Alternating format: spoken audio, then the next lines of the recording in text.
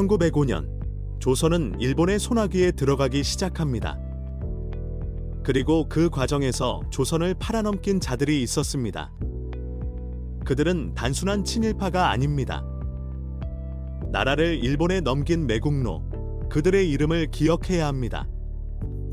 조선 역사상 최악의 매국노, 바로 이완용입니다. 1905년 을사능력, 을사조약을 체결하여 조선의 외교권을 일본에 넘김. 대한제국의 국권이 약화되는 결정적 계기가 됨 1910년 한일병합조약, 경술국치에 찬성하여 대한제국이 일본의 식민지로 전락하는 데 결정적 역할을 함. 일본 정부로부터 후작자기를 받고 어마어마한 재산을 챙김. 조선이 일본에 넘어간 후에도 일본을 찬양하며 조선인들을 배신. 대한민국에서 가장 대표적인 매국노. 해방 후에도 기완용 매국노라는 등식이 성립할 정도로 악명이 높음. 이완용 혼자가 아닙니다. 1905년 을사능력을 주도한 5명의 관료가 있었습니다. 그들은 을사오적이라 불립니다.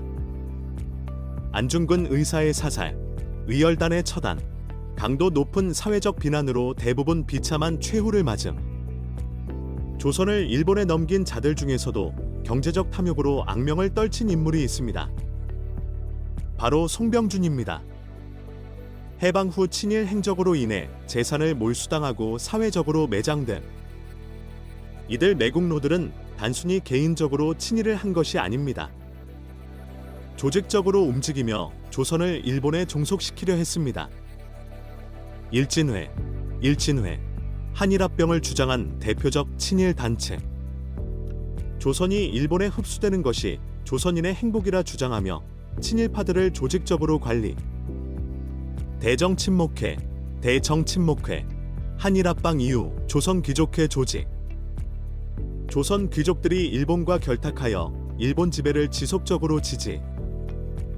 이들의 공통점은 조선을 일본의 일부로 만들기 위해 스스로 앞장서 일본이 한국을 지배할 명분을 만들어줌.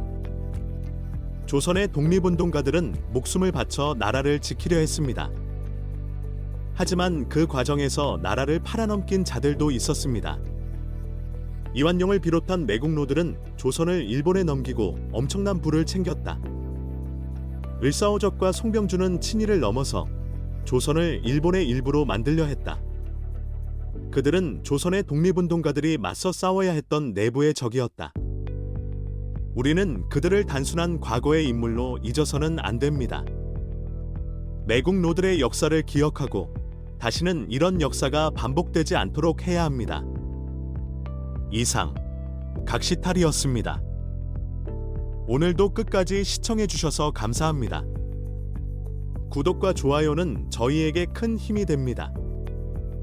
다음 시간에 더 깊이 있는 주제로 찾아뵙겠습니다.